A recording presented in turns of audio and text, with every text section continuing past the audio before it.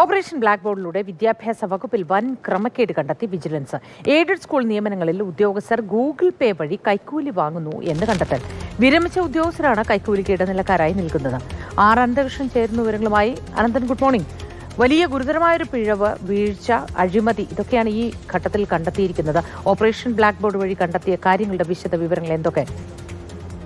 മോത്തി, ഇന്നലെയാണ് സംസ്ഥാന വിജിലൻസ് സംസ്ഥാനത്തെ 55 വിദ്യാഭ്യാസ ഓഫീസുകളിൽ, വിദ്യാഭ്യാസ വകുപ്പിന് കീഴിലുള്ള ഓഫീസുകളിൽ, അതായത് ഡി ഓഫീസ് അടക്കം 55 ഓഫീസുകളിൽ മിന്നൽ പരിശോധന നടത്തിയത്. ഓപ്പറേഷൻ ബ്ലാക്ക് ബോർഡ് എന്ന പേരിട്ടായിരുന്നു മിന്നൽ പരിശോധന. ആ പരിശോധന രാവിലെ 10 മണി മുതൽ വൈകിട്ട് 5 മണി വരെ നീളുകയും ചെയ്തു. അതിൽ വ്യാപകമായ ക്രമക്കേടാണ് സംസ്ഥാനത്തെമ്പാടും കണ്ടെത്തിയിരിക്കുന്നത്. പ്രത്യേകിച്ച് എയ്ഡഡ് സ്കൂളിലെ അനധ്യാപക നിയമനവുമായി ബന്ധപ്പെടുത്തി ഉള്ള ക്രമക്കേടുകൾ, അതിനൊപ്പം തന്നെ ഭിന്നശേഷി സംവരണം പാലിക്കാതെയുള്ള അധ്യാപക നിയമനം, ഇതടക്കമുള്ള ക്രമക്കേടുകൾ, അതിനൊപ്പം തന്നെ ഈ സെൻട്രൽ സ്കൂളിലും ഒപ്പം തന്നെ മറ്റ് സ്വകാര്യ സ്കൂളിലുമൊക്കെ പഠിക്കുന്ന കുട്ടികളുടെ പേരുകൾ കൂടി ചേർത്തുകൊണ്ട് സർക്കാർ സ്കൂളിൽ കുട്ടികളുണ്ട് എന്ന് വരുത്തി തീർക്കാനുള്ള ശ്രമം നടത്തിയതായുള്ള ക്രമക്കേടുകൾ അങ്ങനെ കണ്ടെത്തി. മാത്രമല്ല, ഏറ്റവും ഞെട്ടിപ്പിക്കുന്ന കാര്യം, വിദ്യാഭ്യാസ ഓഫീസുകളിൽ കേന്ദ്രീകരിച്ച് വ്യാപകമായ കൈക്കൂലി ഇടപാടുണ്ട് എന്നുള്ളതാണ് വിജിലൻസ് കണ്ടെത്തിയിരിക്കുന്നത്.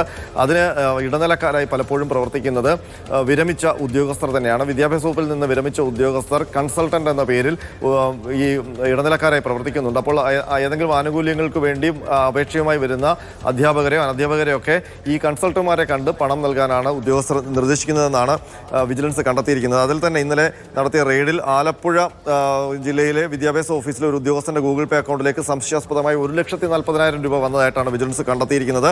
മറ്റൊരു ഉദ്യോഗസ്ഥന്റെ അക്കൗണ്ടിലേക്ക് എയ്ഡഡ് സ്കൂളുകളിലെ ക്ലർക്കുമാരുടെ 2 ക്ലർക്കുമാരുടെ അക്കൗണ്ടിൽ നിന്നായി 77,500 രൂപ വന്നതായിട്ട് കണ്ടെത്തിയിട്ടുണ്ട്. ഇതേപോലെ പല ജില്ലകളിലും, അത് മലപ്പുറം ജില്ലയിലുണ്ട്, കണ്ണൂർ ജില്ലയിലുമൊക്കെ ഇതുപോലെ സംശയാസ്പദമായ രീതിയിൽ ഗൂഗിൾ പേ വഴി പണം ലഭിച്ചതായിട്ട് പല ഉദ്യോഗസ്ഥരിൽ നിന്നും കണ്ടെത്തിയിട്ടുണ്ട്.